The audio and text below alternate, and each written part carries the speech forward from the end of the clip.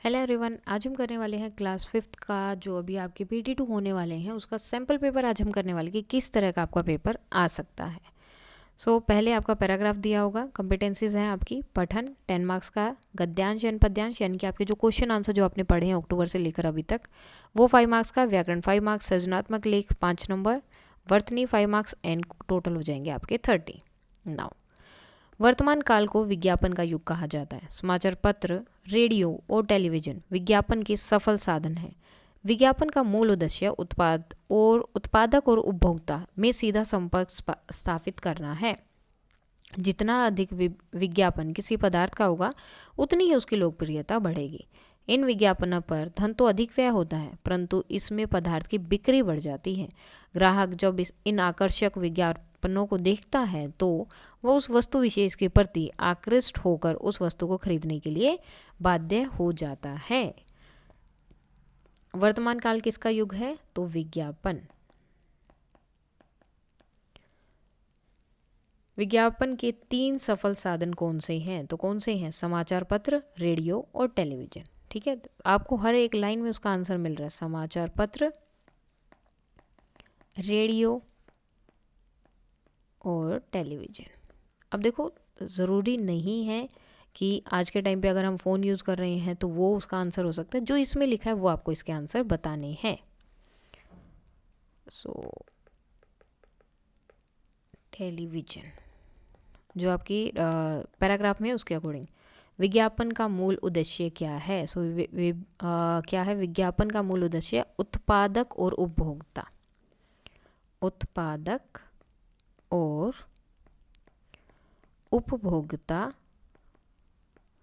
के बीच सीधा संपर्क स्थापित करना, सीधा संपर्क स्थापित करना,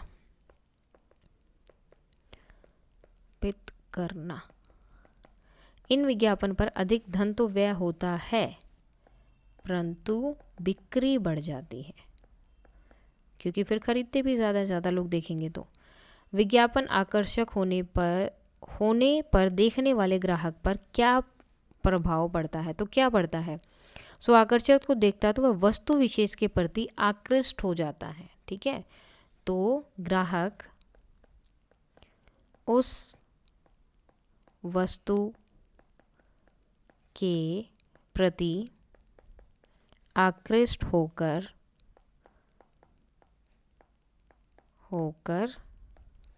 खरीदने के लिए बाध्य हो जाता है। यानी कि बार बार देख के उसके दिमाग में ये आता है कि ऐसा क्या है। खरीदने के लिए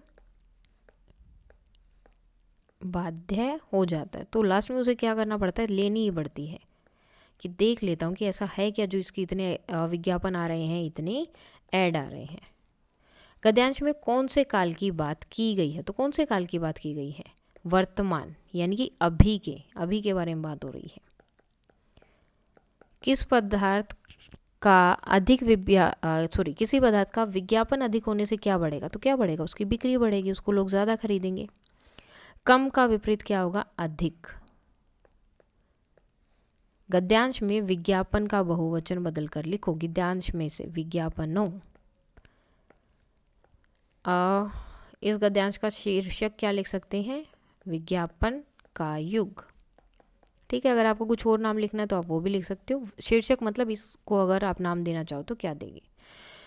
तो नेक्स्ट क्वेश्चन है अब आपकी जो आपकी टेक्स्ट बुक है उसमें से रिलेटेड, बादशाहत क्या होती है? बादशाहत क्या होती है इसके बारे में आपको बताना है।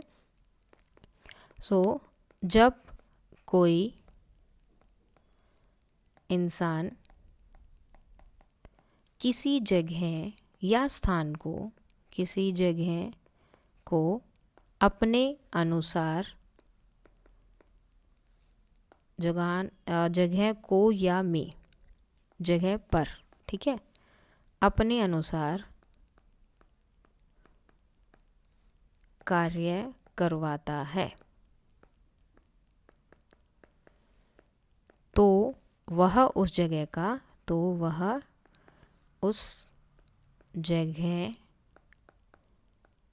का बादशाह होता है। बादशाह होता है। और अगर वो वहाँ का बादशाह है तो मतलब अगर बोलेंगे तो हम क्या बोलेंगे कि वहाँ पर उनकी बादशाहत है। ओके। नेक्स्ट, किसी व्यक्ति का रोब किन बातों से पता चलता है? तो किन बातों से पता चलता है कि उनके आने पर सामने वाले का क्या, सामने वाला लिख लेते हैं, सामने वाला किस तरह व्यवहार कर रहा है या किस तरह व्यवहार करता है, तो इससे उनके रोब का पता चल जाता है। गुरु और चेला कविता में देश को अंधेर नगरी क्यों कहा गया? क्योंकि वहाँ सब चीज़ों का एक ही मोल था। ओके। या फिर आप लिख सकते हो कि सब चीज़ों का एक ही मोल था, हर एक चीज़ की एक ही सज़ा थी, हर एक गलती की सज़ा भी एक ही थी। नीचे दिए गए मुहावरे का अर्थ लिखकर वाक्य बनाना है। सो खून का घूंट पीना यानी कि गुस्से को चुपचाप सहन करना।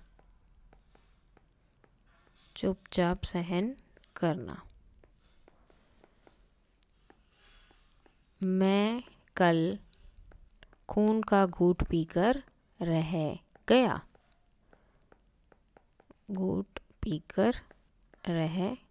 यानी कि मैंने कुछ नहीं किया, उस टाइम पे मुझे बहुत गुस्सा आ रहा था लेकिन फिर भी मैंने कुछ नहीं बोला। उचित विशेषण लगाइए। आज डैश बारिश होने की संभावना है। आज जोर से बारिश होने की संभावना है। उचित सर्वनाम शब्द लगाइए। राजू विद्यालय जा रहा है और उसका बस्ता भारी है। ठीक है, उसका राजू के लिए यूज हुआ है। रेखांकित शब्द का लिंग पहचानना है। काफ़ी बड़ा दफ्तर, अब दफ्तर का क्या होगा? दफ्तर में गए या फिर इस तरह से, तो क्या होगा? पुल्लिंग।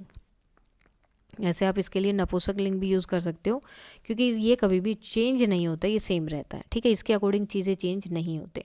मैं दफ्तर में गई, वो दफ्तर में गया। ठीक है, अगर पुल्लिंग हो जाता है तो वो होगा, तो आप इसमें मेरे अकॉर्डिंग नपुंसक लिंग लगाइएगा। पुंसकलिंग।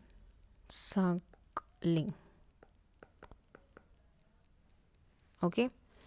उचित शब्द लिखकर रिक्त स्थान भरो। शिकारी गुस्से में तेजी से उसके पास आया। आगे है आपका रचनात्मक अभिव्यक्ति। बाघ पर एक अनुच्छेद लिखना है। सो बाघ हमारा राष्ट्रीय पशु है। बाघ की संख्या भारत में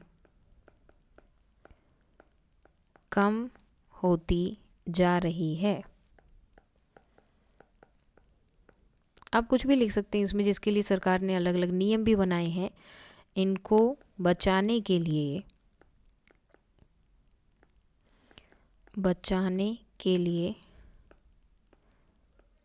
सरकार ने अलग कानून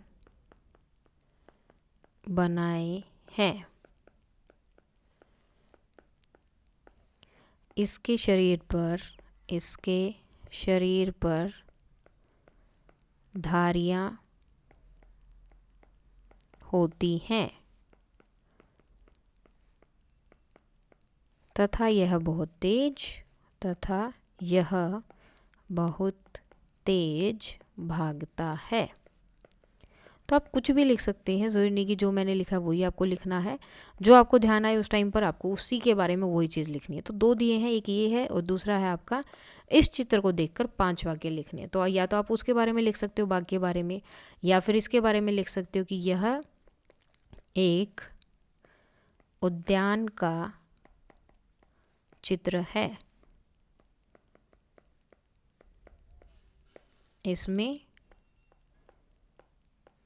2 बच्चे बास्केटबॉल बॉल खेल रहे हैं। और एक बच्चा पतंग उड़ा रहा है। एक बच्चा पतंग उड़ा रहा है। इसी तरह से आप लिख सकते हो कि दो बच्चे मिट्टी में खेल रहे हैं, एक स्लाइड से खेल रहा है, और ये दोनों बच्चे भाग रहे हैं, और ये दोनों सीसो पर खेल रहे हैं। तो कुछ भी आप यहाँ पर लिख सकते हो। नाउ वर्तनी, सही शब्द पर गोला लगाओ। प्रबंधक, अब ये क्या बनेगा? चेतावनी। सही करके लिखना था, सही मात्रा लगानी है। भिष्टि, रिक्त स्थान, दुर्भाग्य। अनुस्वार लगाना है। अनुस्वार क्या होता है? ये बिंदी। संतरी। सो इस तरह से ये हो जाता है आपका पूरा। अगर कोई भी डाउट है इसमें अभी भी तो आप बता सकते हैं। That's all for today and please like share and subscribe. Thank you.